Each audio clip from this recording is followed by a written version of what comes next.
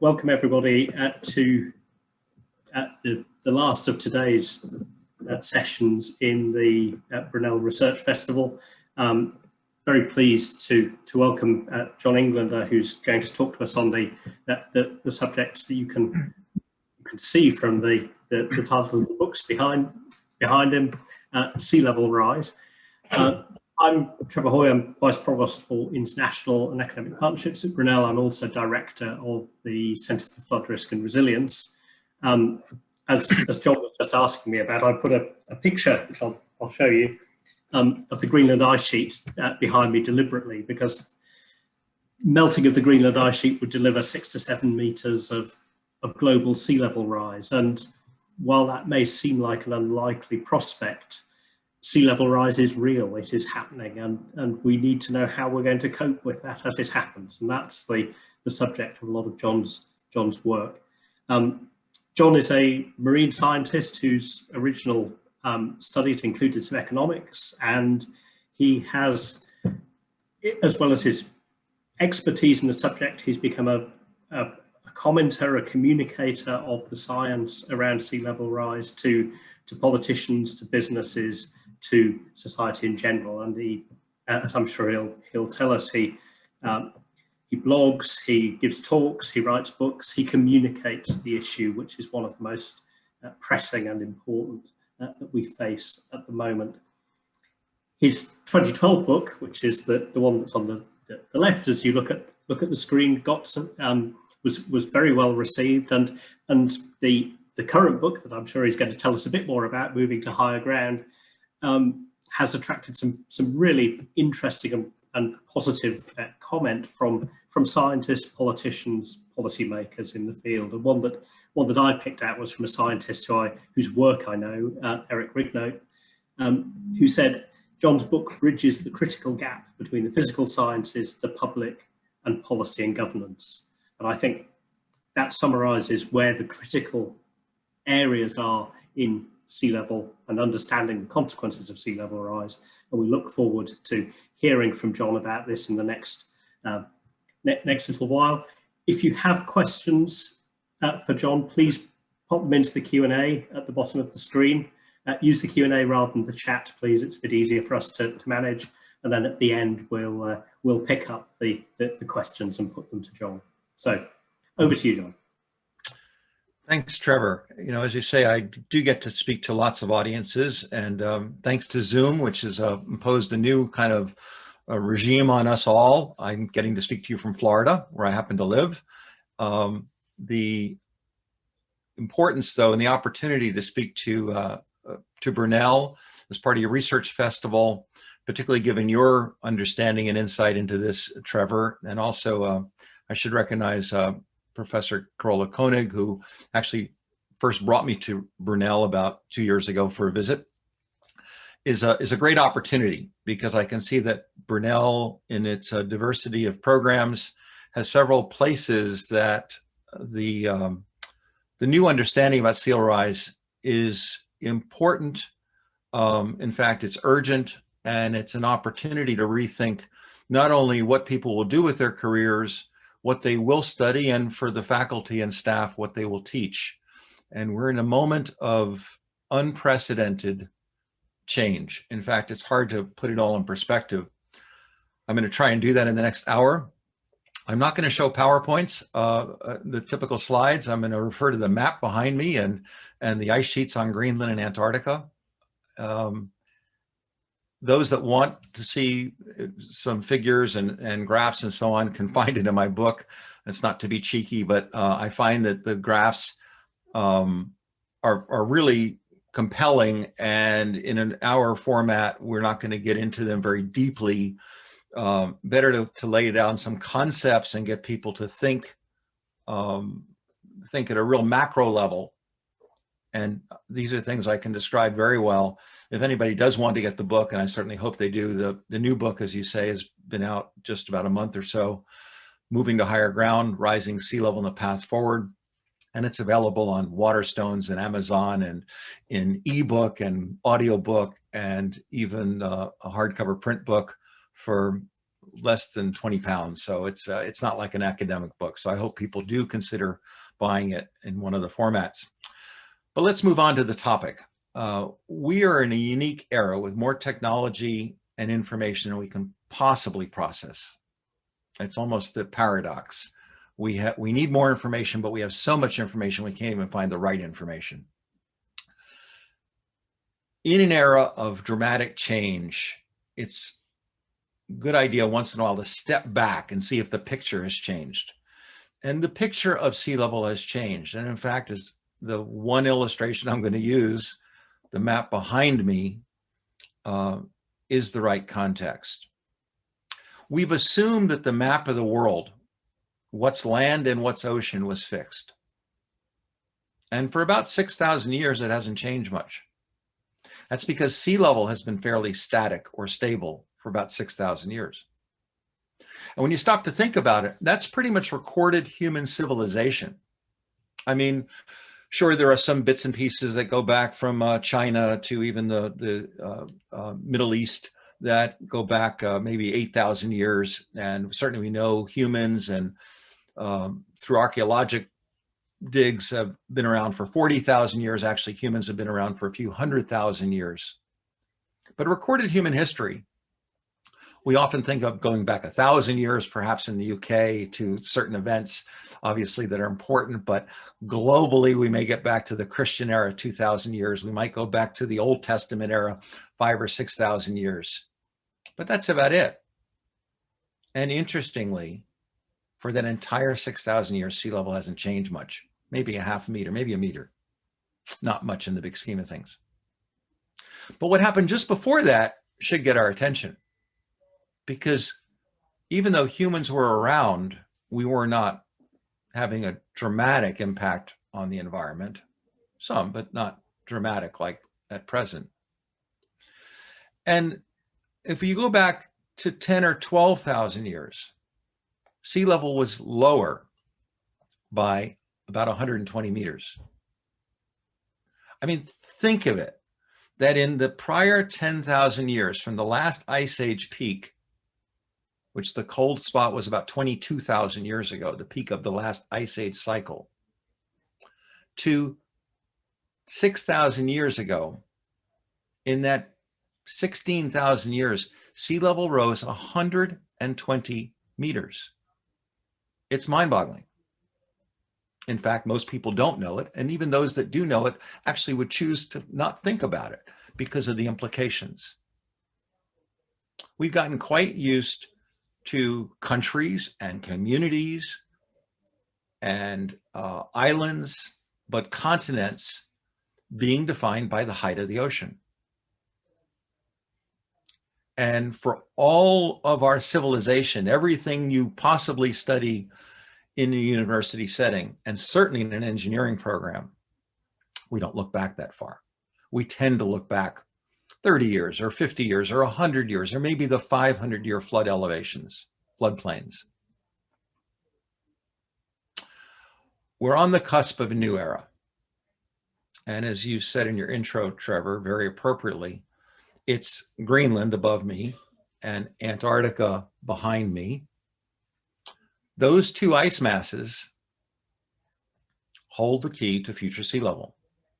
And that holds the key to what the maps will look like 100 years from now. Now, I live in Florida. People say, well, why would I live here? Because Florida's going to go underwater. Well, even that's an opportunity for enlightenment. Miami and the Florida Keys and Fort Lauderdale and other cities in the state, Tampa, Jacksonville, may have real or will have real flooding problems if sea level is a meter or two higher, no doubt. But where I live, I'm 3 or 4 meters above sea level and miles inland and hard rock. It's not at all vulnerable. I could easily live here the rest of my life and never be impacted by sea level or even flooding. Orlando, everybody knows about Orlando in the center of Florida, the tourism mecca with all the theme parks. That's 25 meters above sea level. It's not in any risk of flooding for centuries. The point of all that is, particularly as engineers, or faculty in engineering, we need to sharpen the terminology and the debate and the dialogue and the study, because contrary to lots of writings, Florida is not going underwater. Parts of this state would be visible even if all the ice on the planet melted, causing sea level to rise not just the 7 meters from Greenland melting, as Trevor pointed out, but the other 56 meters from Antarctic melting. I mean, this is mind-boggling stuff. Who would have thought that in one human lifetime that we could see collapse of the ice sheets cascading at a rate ahead of all predictions and models, which I'll get to in a minute, that create a situation where sea level could rise meters this century. And remembering that buildings and infrastructure often last centuries, particularly in the UK, and I've been there many times working on some projects, and I'll talk about that in a minute. But in the UK, you have a great sense of history. When you go down to the Thames and you see the modern Thames barrage or barrier, which now needs to be redesigned, partly because of rising sea level, as well as the heavier rainfall causing more upstream flooding or downstream flooding from the Midlands, et cetera. And that's happening. You're getting more flood days in the UK than ever. So you have two risks. You have flood from rainfall and runoff. Well, actually, several. We have the risk of storm surge on the coast. We have erosion, both the normal routine erosion and then from storms. And then we have sea level rise. And those are all three very different dynamics and magnitudes. And I want to talk about that in a second. But the point is that it's easier to look back in the UK and your culture, your world, than it is here in the United States, which is only several hundred years old. Because in the UK, we can look back to the Thames seawall, which goes back 1,000 years. So history's in front of us. And our tendency to think that the last 30 years or 100 years gives us a measure for the future is really an outdated concept. The point that sea level determines the shoreline, determines what appears as the 72% of the planet that's water on its surface versus what's land, the part that's more important to us in our daily lives and our investments and our assets and our communities and our economies and our engineering, is something we take for granted. Again, through my lifetime, going back to the middle of the last century, we assumed that sea level was kind of the datum, the point of reference. But you all know that datums are fixed. They need to be a point of reference. So if something is 52 centimeters above sea level, it's in reference to a line. Well, we assumed that line was static, that it was a good datum or reference point. It's not. Sea level is presently rising at a global level, and I want to talk about it in some more detail. But just to give you the big picture, in the last century, sea level rose about 18 to 20 centimeters. Now, that's not insignificant, but it perhaps was gradual enough that it really wasn't getting our attention. The global average rate of sea level in the last century increased at about 1.7 millimeters a year. So 17 centimeters over a century. Since we began satellite measurements, which began in 1992 or 1993, almost 30 years ago, sixth generation of satellites, both the American and the European Space Agency and others, Japan, et cetera. Since we've had the more precise, global, daily, thorough measurement of the planet's sea level. When you think about it, it's just amazing technology. It's still to me that you can measure from satellites to down to fractions of a millimeter the ocean level, given the waves and currents and tides, and back that data out to see changes in sea level on an annual basis that were, starting from the satellite record, 3.3 millimeters a year. That's amazing.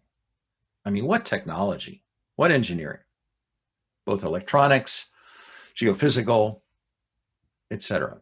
And so that's certainly worthy of praise and study. But in that 28, 29 years since we've had satellite data of sea level and more precision, which, as I said, is 3.3 millimeters since that record began, compared to the 1.7 millimeters of the past century. Let's stop and look at that. We've effectively doubled the rate of sea level rise from 1 century to 30 years, the last 30 years. But if we look at the last decade, 2010 to 2020, in that satellite record, something more astounding becomes apparent that should be deeply concerning. The rate's no longer 1.7 millimeters or 3.3 millimeters. It's now about 5 millimeters. We are effectively doubling the rate of rise. Now, even at 5 millimeters a year, quarter of an inch, who cares? Why would you care that sea level would be 5 millimeters higher one year than the previous? And is that relevant when we're worried about storm surge waves or the flooding from heavier rainfall or downstream runoff, which accumulates and multiplies rainfall depths? As you know, you're having the worst, year by year, you're having the worst flooding from rain in the UK in recorded history. And then there's the confusion of tides, and we could talk about that. That's probably a whole nother topic of its own. The daily tides, the monthly high tides at new moon, the annual high tides based upon the planets, and following an 18.6-year tidal cycle, the lunar nodal cycle, which is another point of confusion for sea level rise. But the fact that sea level, it's not the fact that it's 5 millimeters a year. Who cares? And it's not just the accumulation of year after year like a drip filling the bucket. That should concern us. But that's not that huge a problem. The problem is the acceleration. That 1.7 millimeters a year to 3.3 millimeters a year to 5 millimeters a year is what should get our attention. It's the beginnings of not linear growth, not curvilinear growth, some kind of geometric growth, and I would argue exponential growth to come. Now, the world's had a lesson in how extrapolating trends can be misleading. It's called the pandemic. If we went back a year and looked at the forecast for how many fatalities there would be in different countries, the UK, the US, worldwide, we'd get lots of different models. A year and a half ago, nobody was predicting that it would be at the current rate. And again, the UK is certainly very familiar with this and how a new strain can suddenly accelerate the rate. There are lots of models to look at the pandemic. There are, as the famous statistician, I quote him in my book, in fact, in Moving to Higher Ground, George Box said, all models are wrong. Some are useful. The fact is, models do not predict the future. Models offer us projections, and they can be very diverse projections.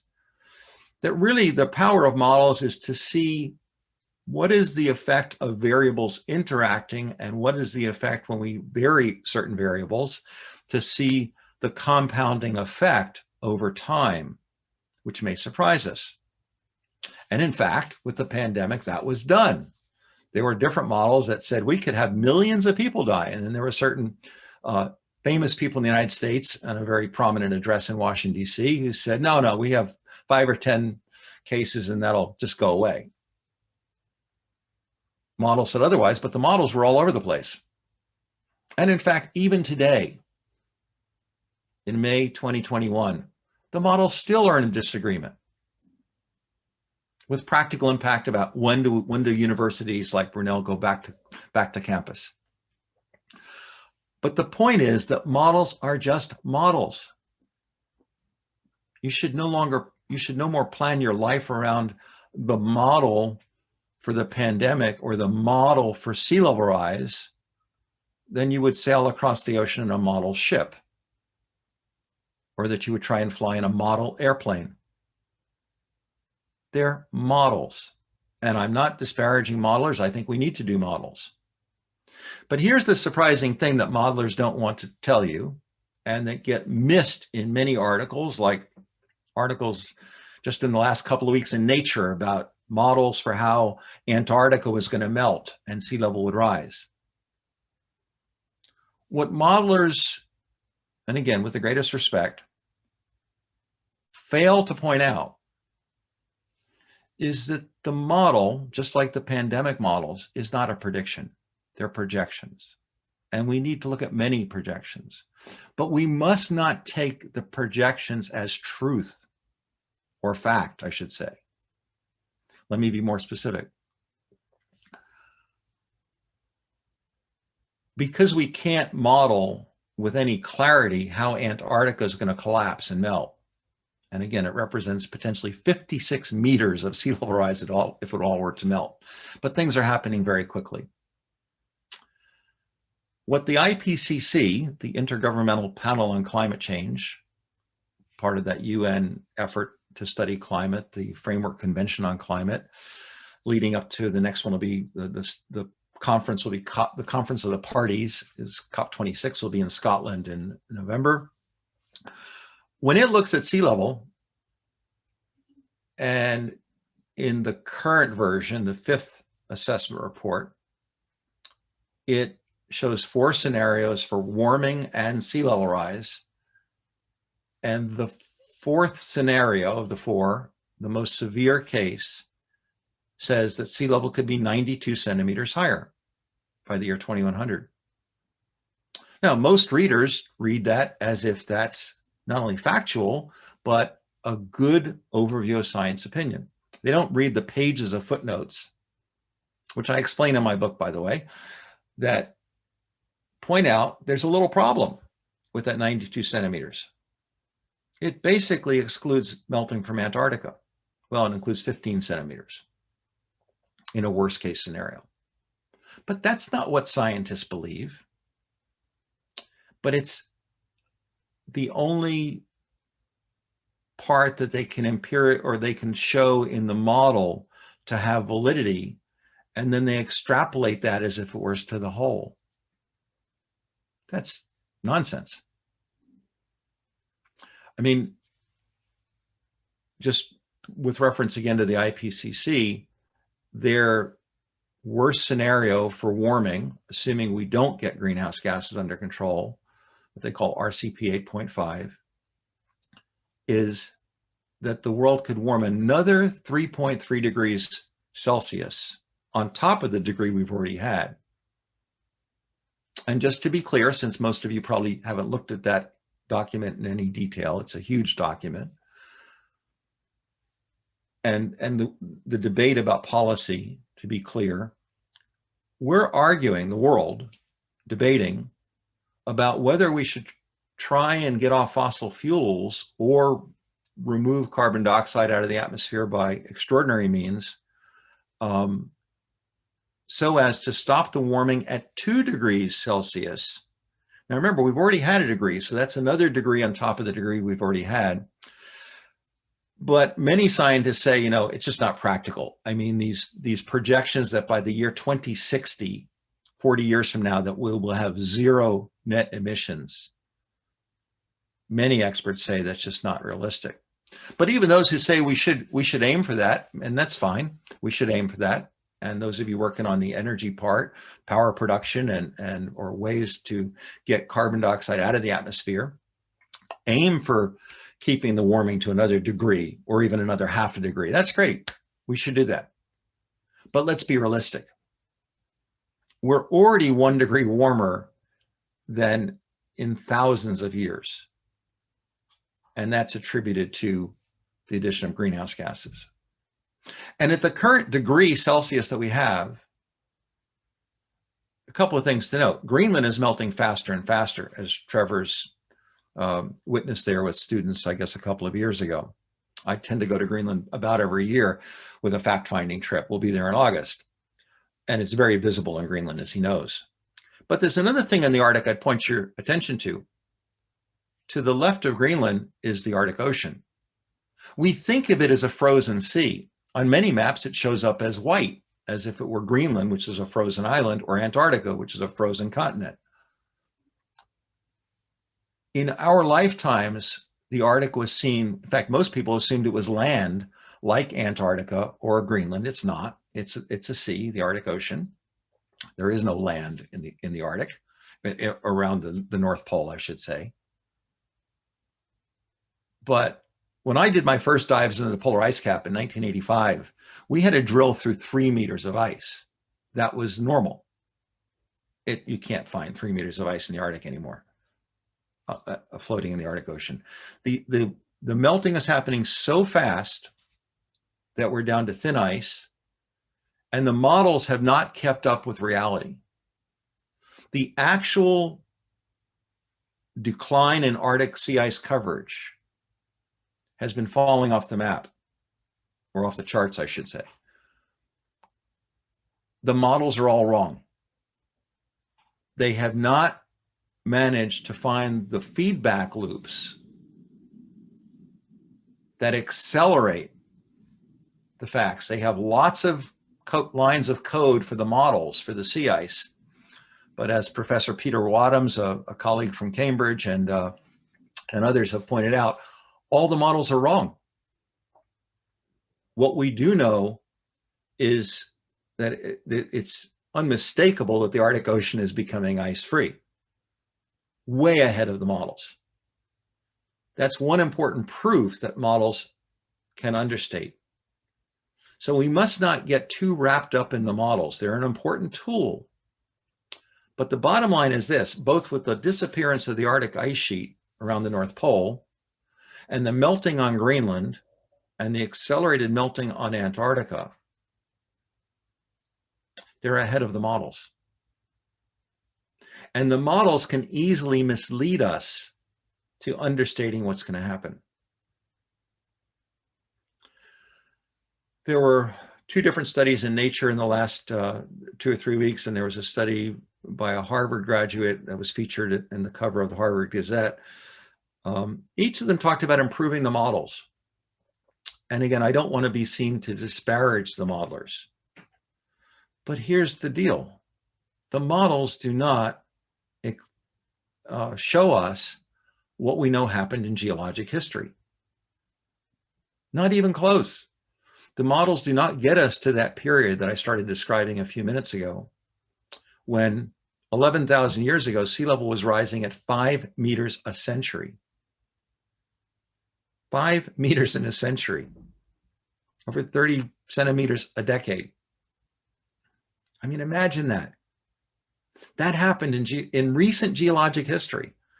In fact, it's hard to even call 11,000 years ago geologic history. It's too recent. But what we call meltwater pulse 1A, which again, there's a diagram of it in my book, but you can find it anywhere. Sea level rose pretty close to 5 meters in a century. And it wasn't just for 1 century. It happened at a similar rate for 4 centuries. It rose over 20 meters in a 400-year period, as best we can estimate from the geologic record. The models don't capture that. The models don't show that. The models can't get us there. So I do hope some of you get into modeling and do better, help refine that. But don't get fooled to thinking the models are reality any more than with the pandemic. So, with the pandemic, with the coronavirus, you might know that you have one chance in X thousand to get it. That might seem trivial, but the fact that you could die from it might mean you should get a vaccination or wear a face mask, regardless of the low odds, because of the severity of if you do get it. Well, sea level rise is kind of the same situation. We just don't think of it that way. We don't know whether we're going to get 1, 2, or 3 meters of sea level rise this century. And the fact is, it won't stop at the end of the century. It's going to be accelerating because of some simple heat dynamics. We've already warmed the ocean with 1 degree. That heat's not going anywhere. In fact, we're putting more in every year. And even if we could magically and miraculously find a way to stop the greenhouse gas emissions by the year 2050 or 2060, the next 30 or 40 years from now, even if we could magically zero out the emissions, we're already going to be a degree warmer. And if the world is 2 degrees Celsius warmer than it was pre-industrial, sea level is going to be at least 20 meters higher by the time there's been equilibration of the temperature. Let me repeat that. We know, going back hundreds of thousands of years, and there's a diagram that it's my first diagram in the book, in fact, and some of you, and it's on my website, by the way. If you chart out carbon dioxide, global average temperature, and sea level over hundreds of thousands of years, with 100,000 years being roughly an ice age cycle, there's no dispute about the big concepts here. The range of amplitude of carbon dioxide is 180 to 280 parts per million pre-human impact. Now we're at 415, 40% higher. Temperature varies at a global level. 5 degrees Celsius, 9 Fahrenheit, of course, is not easy equation. So there's a variation between the cold part and the warm part of the ice age cycles of 5 degrees Celsius. And sea level repeatedly moves up and down 120 degrees with the temperature change. 120 meters, I'm sorry. So if you divide 120 meters for these repeating natural ice age cycles, divided by the 5 degrees Celsius, it's very easy to see that we're looking at something like 24 meters per degree Celsius. Now, even if that's off by 20%, even if it's only 20 meters, the question is, how long does it take to melt that much ice? Well, we're running the experiment now. We've been running it for all of industrial human civilization, a few hundred years. We were warned about this a few hundred years ago. This is not a new problem or theory. This goes back to Sir John Tyndall demonstrating this in 1859 at the Royal Institution, that carbon dioxide, a clear invisible gas, traps heat. Goes back to other work before that, even to Joseph Fourier and others, anyway, the history is important, but what's really important is what's happening today. And what's happening today is that we're seeing an acceleration of sea level rise at such a rate that if it continues on the present trend, we're in trouble. We're going to have a couple of meters this century, or 1.5 meters. Well, if it was a straight line from where it is today, it would be at 5 millimeters a year, it would be a 0.5 meter in 100 years, right? But it's the acceleration, just like the pandemic. Now, an engineering response to this, with due respect, is often, well, let's wait and find the signal that it's going to present a problem. What more signal do we want than visible collapse of the glaciers in Greenland and Antarctica in specific places, as predicted back 50 years ago? It's pretty much right on schedule. John Mercer and others actually described what could happen within 50 years, and that was 42 years ago, and we're pretty much on track, as I point out in the book, with some stories to make it more understandable. But knowing that sea level changes 120 meters by nature, and that we are now in a super warming phase that's outside the natural cycles because it correlates with the carbon dioxide level, we have to start planning differently for that the maps are going to change. Now, I know it's inconvenient and it's emotional and it's disturbing to think that the shoreline is going to move inland, whether that be for parts of the UK or the Netherlands or Copenhagen or Mumbai and Calcutta and Shanghai, and we can go around the world. My point of naming some of those cities is we tend to think it's a Miami problem, or it's a Venice problem, or it's a New Orleans problem, or it's a Thames Barrier problem. When sea level rises 3 meters, 10 feet, the world's going to look different. Now, not at the macro level. I contend that at 3 meters sea level height, if you glanced at the map behind me, it wouldn't be much different. You'd have to look closely to realize that there were places that were now ocean, whether it be parts of the Florida Keys or parts of Miami, well, actually most all of Miami. But beyond that, it would be the Amazon River Basin would be different shape, and the Mississippi River Delta would be a different shape, intruding into those continents.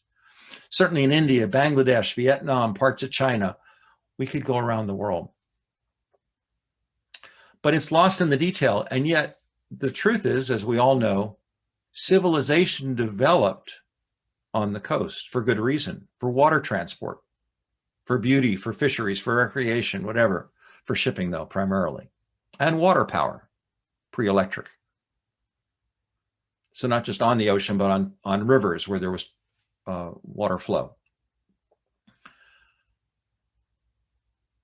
There's lots of metrics about, or estimates about, what percentage of the world's population lives within the coastal area and is vulnerable to sea level rise. I think all the numbers should be taken with a grain of salt, no pun intended, salt water. If you try and project that at 50 centimeters of sea level rise versus 70 centimeters of sea level rise, how many people are going to be displaced from their homes, it's a misleading number.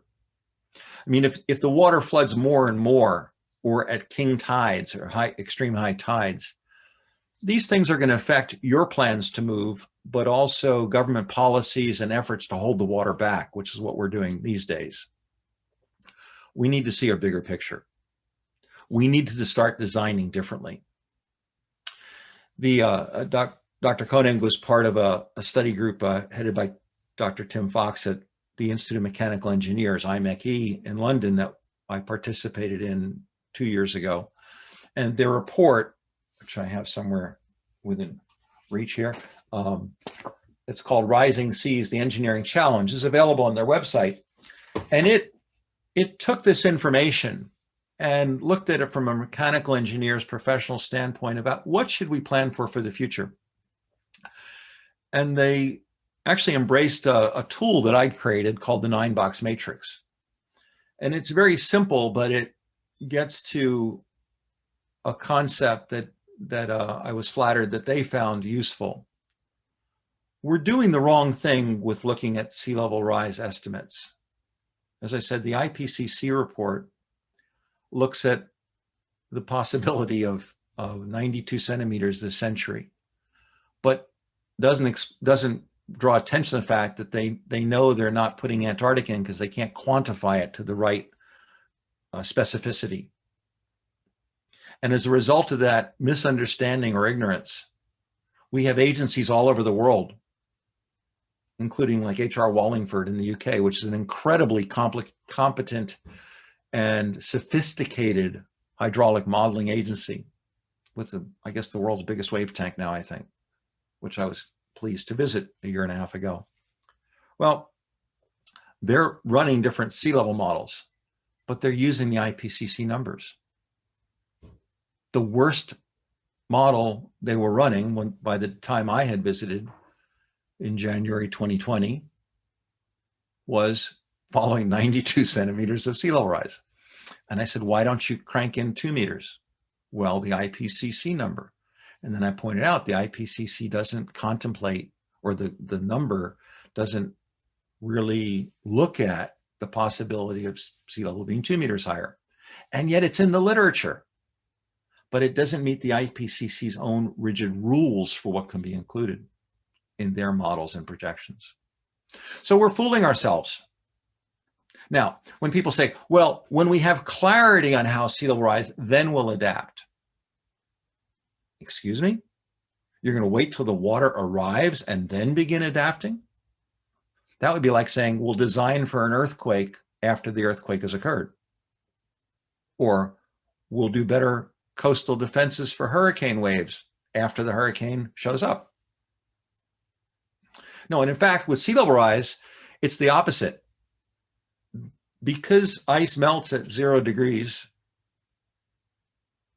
and we know there's enough ice to raise sea level possibly 65 meters, and we're seeing evidence of it. And last century, it was 1.7 millimeters a year, and then it was 3.3 millimeters a year since the satellite record, and now it's 5 millimeters a year. The truth is we're getting all the signal we need. We just don't want to build higher. We don't want to give up coastal communities. We don't want to contemplate what the world looks like or will look like when the sea level is 3 meters higher, not if. There is no possibility to stop sea level from exceeding 3 millimeters a year at the current global temperature, even with the best models of pulling carbon dioxide out of the atmosphere. Think about that. I mean, show me one. Believe me, I'm into this stuff. People, we sometimes have blinders on. We're looking too myopically, too narrowly. We need to think big.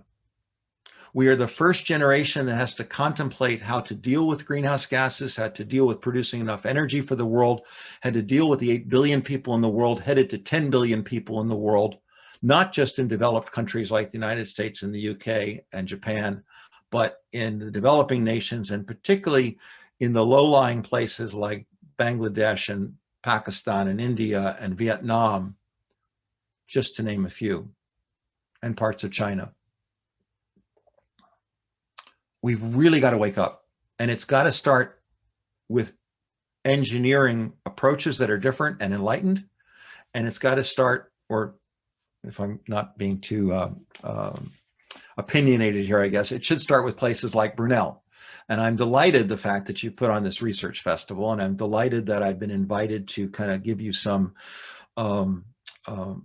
inspiring remarks, hopefully. But I think this is really important. We've got to think bigger. We've got to design with a margin of safety. So the 9-box matrix takes a concept and says, designing to projected sea level is a mistake from the start.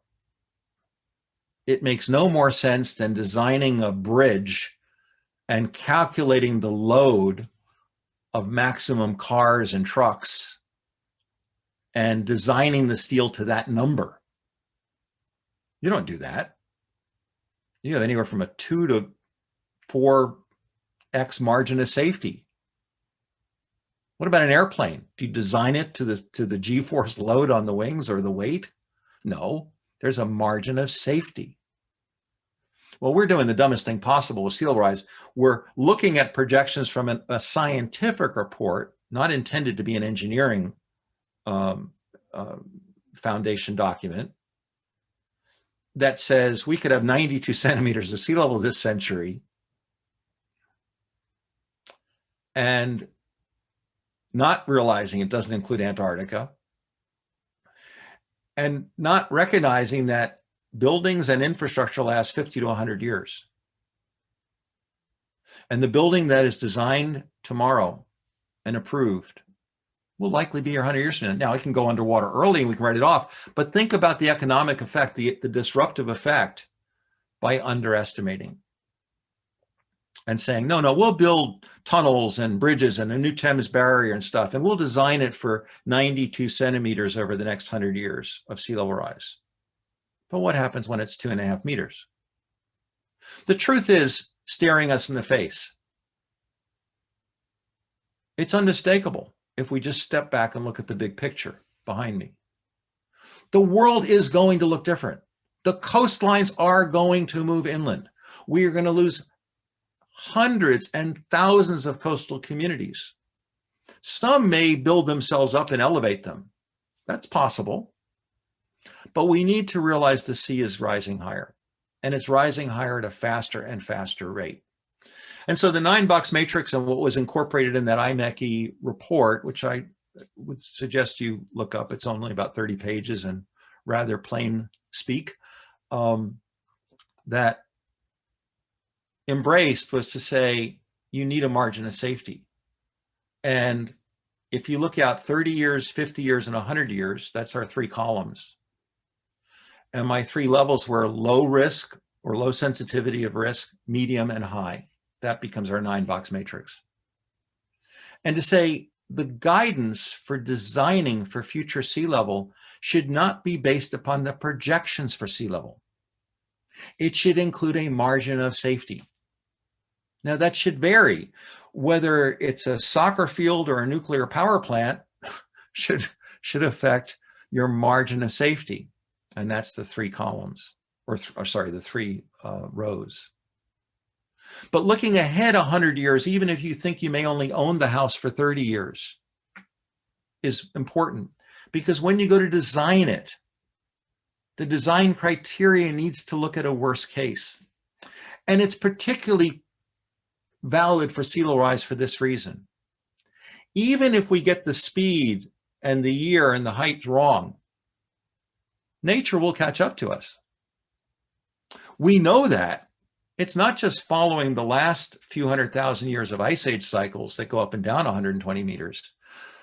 At the last warm spot in the ice age cycles, 122,000 years ago, a time that's referred to geologically as the Eemian, sea level was 7 meters above present. That's without human impact. So we were tricked by this wonderful planet we call home. Humans came along a few 100,000 years ago. We evolved to great technological advance, as evidenced by not only our transportation and our civilization and our electronics and all the other things we do. The ability here to have meetings around the world by computer on Zoom is the perfect manifestation of this, or proof. We've done all these things, and population grows because of better medical care and life expectancy. And we didn't realize that the shoreline was temporary. We treated sea level as if it was a reference bar or line. We had a fallacy that we can wait for clarity and certainty, and yet we don't do that with all other risks, with earthquakes and avalanches and mudslides and tsunamis. The chance of it happening gets us to design for it. But the difference is that all of those events are sudden threats, whether it be an avalanche, a mudslide, a tsunami, an earthquake, volcano eruption. We know that that can happen quickly, and we've seen them. So we believe them. So we design for those risks.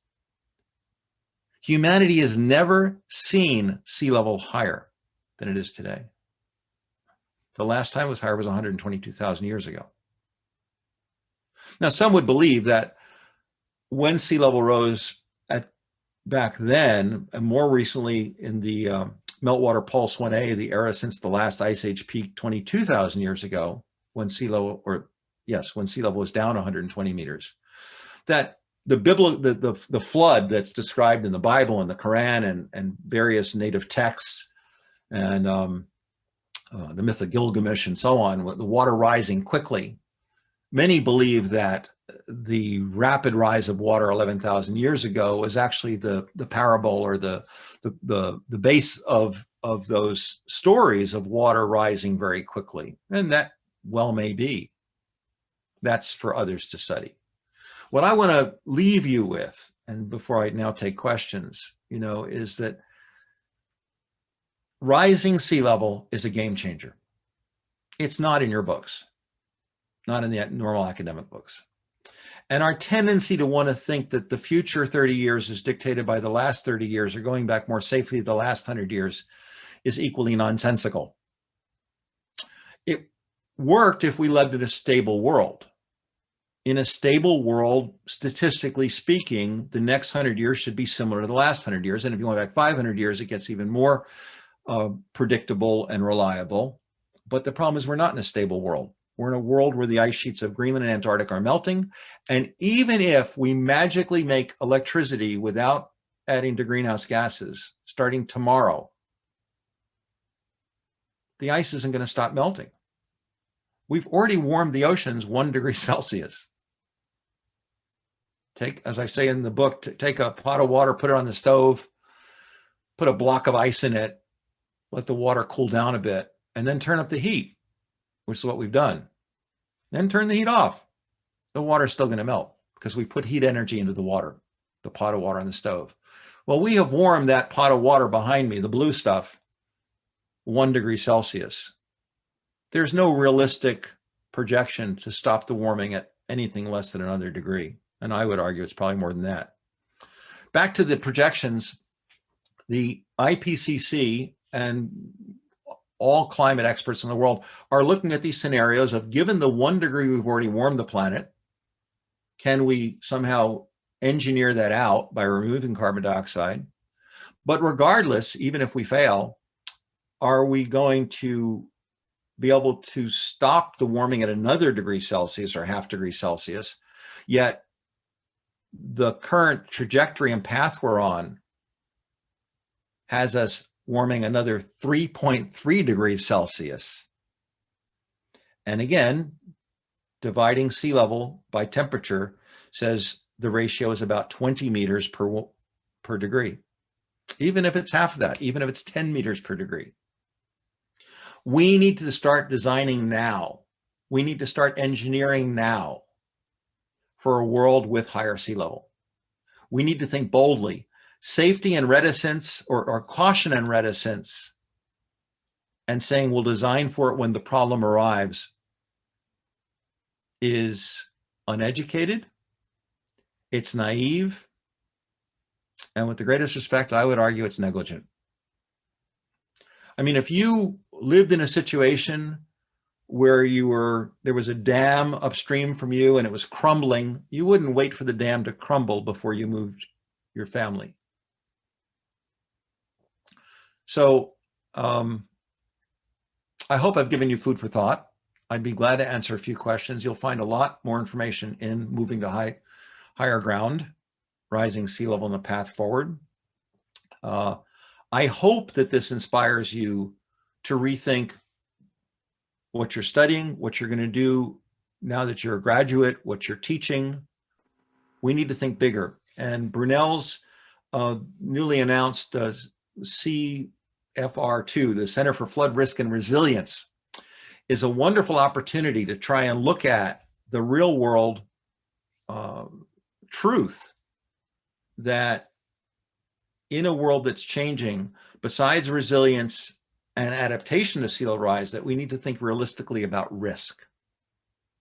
And you can be part of the first generation to expand our knowledge, our study, and the way we frame this critical engineering challenge. So I really appreciate the opportunity and I hope this has been good food for thought. Thank you very much, John. Lots of thought-provoking things in there, John. We've got some questions in the Q&A and some in the chat. If anybody else wants to add questions while John's answering the first couple, then please feel free to do so. Interesting sort of opening question from Marjorie was about how long we've got. I mean, how coastal erosion, flooding are happening all the time. And I mean, from a UK point of view, but actually globally, I mean, how quickly do we need to be getting people to take action on these issues? Great question, and of course, is probably the most common question people ask. You know, how long do I have, whether I live in the UK or Florida or anywhere? We don't know for two reasons. One is we don't know how warm we're going to make the world, obviously, over the next 50 years. And two is, even if we knew exactly the temperature and the rate and, you know, what would happen in let's say by the year 2050.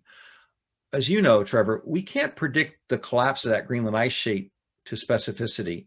It's a dynamic, and just like the melting of the polar ice cap around the North Pole, the models don't include all the feedback loops. I'm just rereading a famous book from about a decade ago, The Great Ocean Conveyor by Wally Broker. And right in the introduction, in the preface actually, it talks about the Gulf Stream and the AMOC, the Atlantic Meridional Overturning Current, and how the world's oceans are, transport heat and what the implications of that are. And in his very first paragraph in the preface, he says, models will be consulted, but models cannot mimic the paleo record. The models do not incorporate enough of the feedback loops and mechanisms that we're discovering. So the truth is, there is no good answer to the question, but on a cautionary principle, or a precautionary principle, I would say, the famous one, first do no harm in effect, that in the absence of, when there's doubt, if it's severe enough, take the cautious route. The truth is, we have to assume that within the next 30 years, we could have 50 centimeters, maybe a meter. We don't know, but the good news is, seeing the glass half full, the silver lining to that cloud, which is very ominous to people, is, with sea level rise, it's investing in the future, because we're not going to stop these ice sheets from melting this century. We need to slow the rate. But therefore, the answer is, we need to begin thinking bigger. And the difference between this and the immediate threats like avalanches, mudslides, hurricanes that I talked about, earthquakes, is that those things have happened and we've seen them and they happen suddenly. And we react to that, the flight or fright mechanism. The problem with sea level is it's the drip filling the bucket. So if you're worried about coastal storms and erosion, and you're worried about heavier rainfall and downstream runoff, and you're worried about all these other flooding events, and maybe they're coinciding with a king tide and a storm and all those things changing, sea level is irrelevant. It's a drip filling the bucket. It's only 5 millimeters a year. The problem is it's the accumulation and acceleration. So we have to reason ourselves into understanding that there is no good number. The best metaphor, as painful as it is our age, is our lifespan. I don't want sea level rise, but I don't want to die. I don't want to age and die. It's going to happen. Nobody can tell me how long I'm going to live. I can go to an insurance table and learn that my predicted age is 87, based upon family history, et cetera. But that's not saying I'm going to live 87 years. I could live 70 to 77. I could live to 107. Okay, that's reality. It's not the model. And so the question of how long do I have to live in Florida, or how long does somebody have to live in Hull, which I believe is the most vulnerable port in the UK, or, alongside the Thames, I don't know. But if you want to build something today or renovate it, and you want guidance, plan for a meter or two.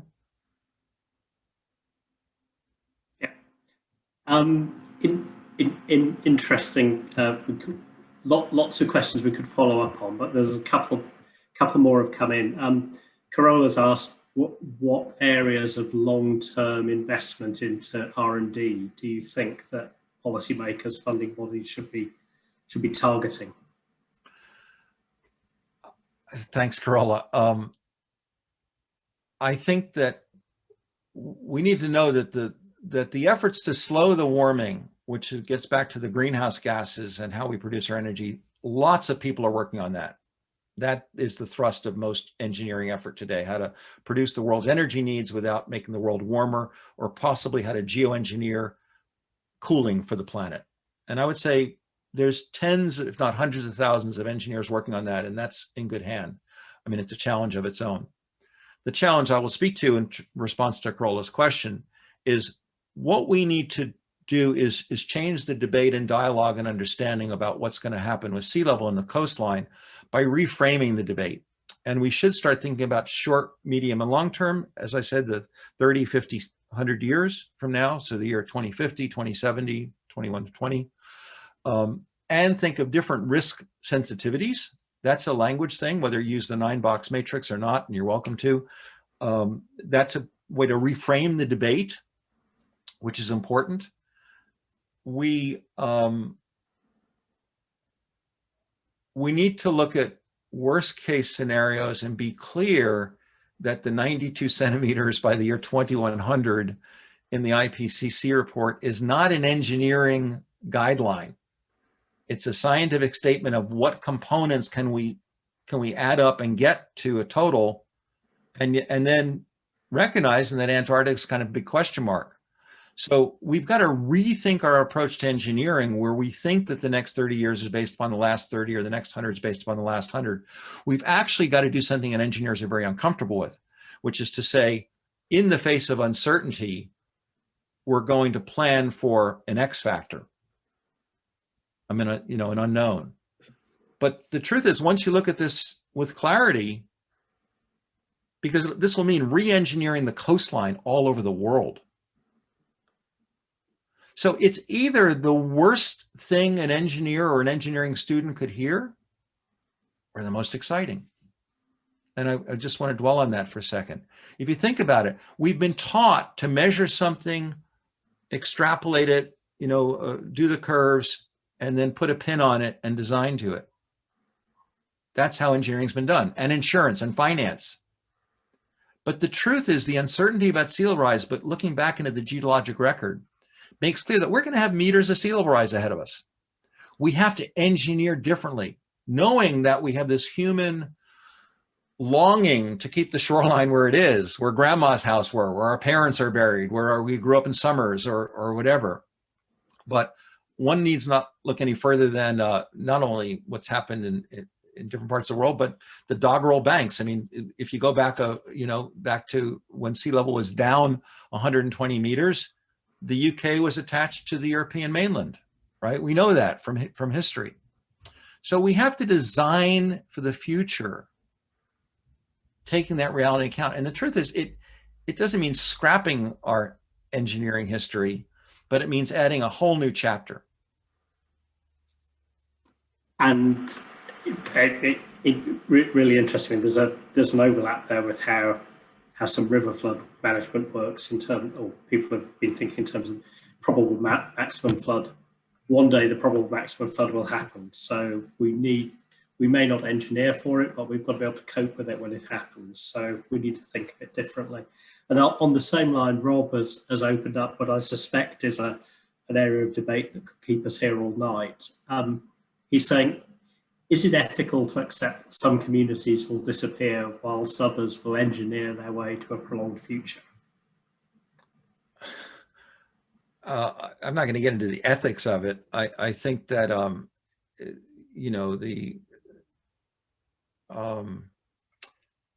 if you fast forward and realize sea level at some time is going to be 3 meters higher, just as a bar, and it'll be more than that. The truth is, it'll be double that or triple that at some point. But just as an easy bar to imagine, whether you're thinking as 10 feet or 3 meters, a lot of current communities are going to have to relocate.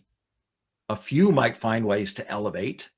Okay, some may put up seawalls and try and keep the water at bay. But the truth is, the clarity that if any of us would just imagine forward, whether it happens in 40 years or 140 years, that sea level was 3 meters higher as a base level, and then the storm surge and the tides and the erosion was all on top of that. We know that communities are going to disappear. I mean, we wouldn't have built on the coast if we known that sea level was going to come inland, right? Or the coastline. We didn't know about the ice ages till about 150 years ago. So as civilization progressed over the last several thousand years, we came to believe the shoreline is stable. Okay, we are emotionally attached to places we live, grow up, countries. I lived in the Bahamas half my life. Most of that'll be gone. We look at the islands in the Pacific, the Maldives and Kiribati and Tuvalu and the Marshall Islands that are going underwater. The world's changing in front of us. Some of it because of technology we've invented, from electronics to jet planes and so on, and nuclear power plants. Some of it because of nature and what's happening in a dynamic world. And so I think the ethics to saying that some communities need to be relocated or abandoned isn't the ethical question. The ethical question to me is, how long are we going to keep our head in the sand and not be pointing to the truth that sea level is now rising unstoppable, and that the time to begin planning for those communities that are most vulnerable is today? That's the ethics to me, and we're not. And I mean, just a sort of practical, or yeah, sort of practical follow-up, I suppose. One of the issues that I know causes problems in the UK for coastal management is fragmentary responsibilities. Different people owning different bits of the coast, taking their own actions to protect their part of the coast, and it not being harmonised and joined together. How do we go about addressing these issues in a coordinated way so that we're working in the same direction and not in conflict with other users? Well, the first thing is we got to communicate better. And the problem is, not only are we thinking the IPCC 92 centimeters by the end of the century as if that's sea level, which it's not, we're not communicating that well scientifically, but I'll give you a much broader example. We're telling people we need to take carbon out of the atmosphere.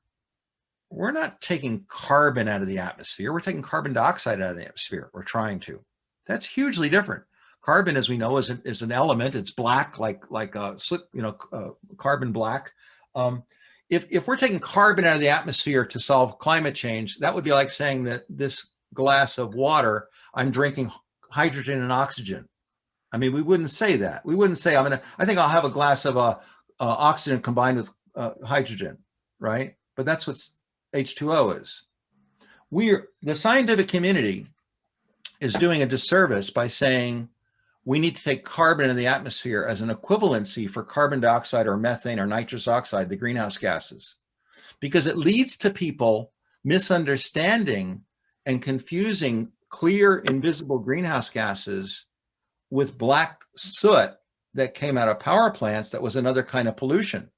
So the first step to dealing with fragmentation, back to your question actually, and the other questioner, we've got to communicate better. We are not trying to take carbon out of the atmosphere. We're trying to take carbon dioxide out of the atmosphere. Carbon as black air pollution, which has a totally different thing, is as different from carbon dioxide as H2O. So we got to communicate better. Yeah, and I think that there are some really interesting examples, aren't there, of other miscommunications.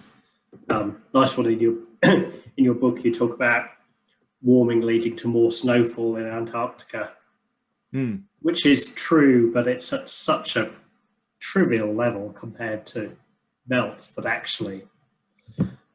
Yeah, thank you. There was an article I cited. It was picked up in the Washington Post a year and a half ago, and some good study by a good student at a good university had put into the model the effect of a warming ocean evaporating more, putting more moisture in the air, or coming down as snowfall in East Antarctica, which would theoretically reduce global sea level. And you had to get to the last sentence in the article to find out that effect might reduce global sea level by 1.5 millimeters by the end of the century. Interesting, like scientifically, but irrelevant from a practical standpoint, and quite misleading. Yeah. There's a question in the Q&A from Sergey, who's talking about warming of the ocean and the extent to which that warming is restricted to the very surface layers of the ocean, and whether that has a sort of consequent impact. Yeah, the ocean conveyor belt, as Wally Broker referred to it, by the way, and it's an excellent book, the Great Ocean Conveyor. I happen to have it. I'm just reading it again. But, points the fact that the ocean is, in some of the models, there's 50 layers of ocean. Okay. In some models, they look at 3 or 12. The depth of the ocean, going down 12,000 feet on average, but, down to 35,000 feet. So it's 10,000 meters or so, is really hard to study in fact, we're just dabbling at it. And well, actually, Broker was one of the first to do that. But what we think of as the Gulf Stream, which brings that warmer water toward the UK and to Europe and so on, which we all appreciate, but is part of this great oceanic conveyor belt. And it takes about, Wally's estimate, he passed away a year or two ago, was that it took 700 to 1,000 years for the oceans to fully circulate. And so when we're applying more heat to the ocean, to the surface layer, as your questioner asked or referred to, how long for that to infiltrate or affect the deep ocean waters? We're still studying that, and it's an important field for study. But the point is, we don't really need to know the answer to that when we're back to how quickly the ice on land, Antarctica and Greenland, are going to melt. The ocean is the heat battery. It's storing the heat for us. Okay, 93% of the excess heat we trap in the atmosphere gets stored in the ocean. Now, as you also know from my book, I point to the simple example when we try to think of how much heat have we put in the ocean to warm it 1 degree Celsius. It's the equivalent to exploding atom bombs at the rate of 5 per second, 24/7. That's the amount of heat energy we're adding to the ocean every year. It's a tremendous amount of energy. Which is a lot. And one more question, and maybe we'll wrap things up in a moment. Marjorie's asked a series of questions, so I'm slightly going to paraphrase to what extent are, if you like, natural long-term geologic processes such as tectonics, such as shifts in the tilt of the Earth's axis, those longer-term processes, to how much are they contributing to the sea level rise, independent of the impact of human activity and CO2? Sure. So, those processes and the solar cycles are often used to say, that it's not just the greenhouse gases. So it's been pretty well set aside. This is not following solar cycles, what's happening now. And that's a kind of misleading angle, although the solar cycles are part of the Milankovitch cycles, which are one of the trigger agents for the ice ages, as I explained. So there's a solar factor. But to the questions that Marjorie asked of, things like the progressions of the magnetic poles and things like that, I'm not persuaded that has anything of high substance.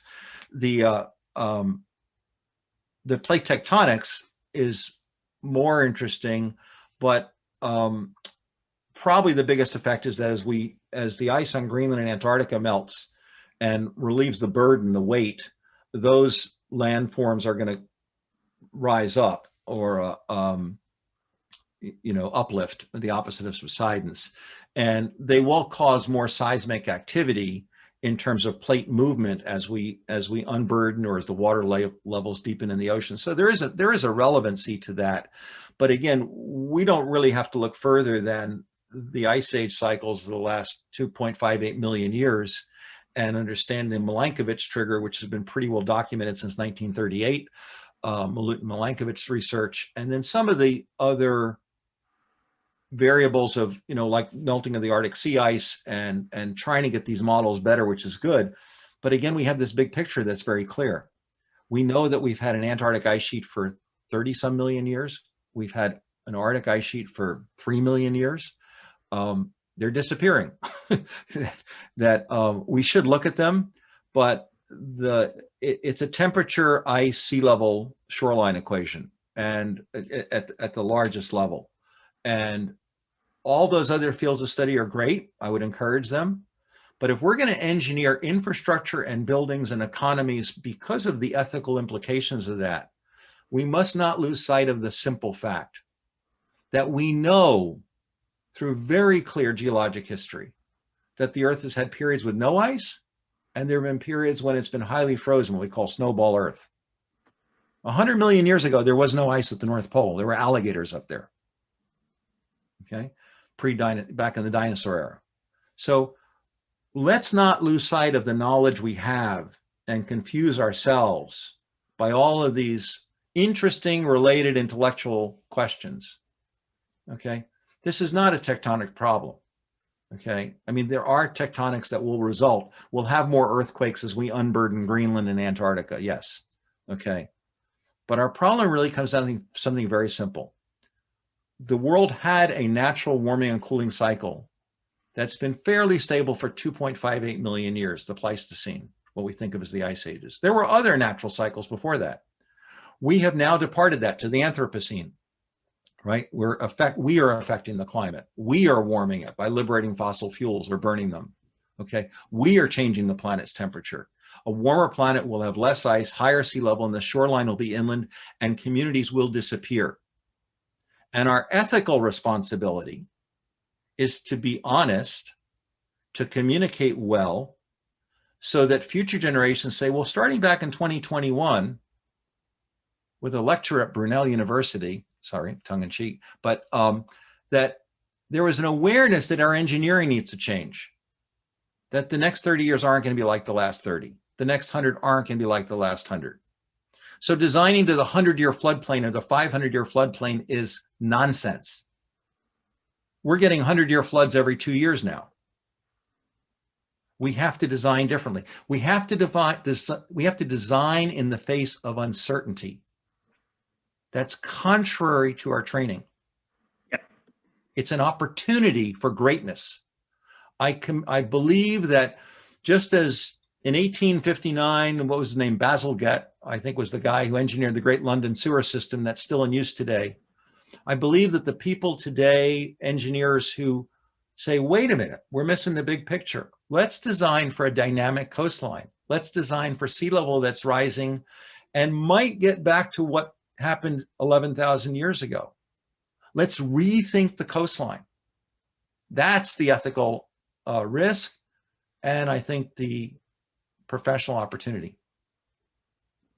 And this really is the final question. Sorry, I said the last one was, but I hadn't read this last one, which is a great way to end, which is, having said what you've just said about communicating, how do we communicate the seriousness of this issue to our elected politicians, our policymakers?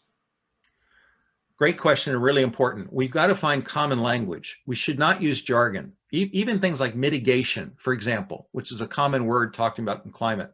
Mitigation means first of all, it's not a common word in most people's vocabulary, but it means two entirely different things. It refers to slowing the warming by reducing greenhouse gases. That's mitigating the warming. And then it's mitigating the flooding, okay? Two entirely different things. So it's a great example of not communicating. Okay, I've been in lectures where people are talking about mitigation. You don't even know which of the two they're talking about. Okay, we need to end this nonsense of saying that we can stop sea level rise by going to renewable energy and getting off fossil fuels. We could go to zero emissions tomorrow, which is impossible. We theoretically could. Sea level is still going to rise for centuries. Okay, so we have to be honest and we have to communicate clearly. We have to decouple the idea of the energy equation from sea level now. We've warmed the oceans too much.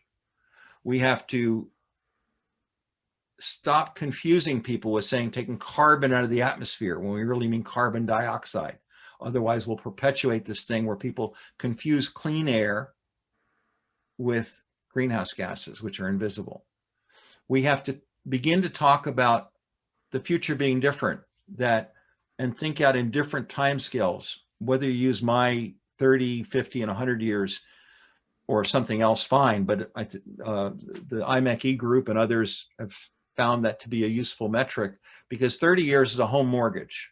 We can think about it. It gets us to mid-century. That's realistic.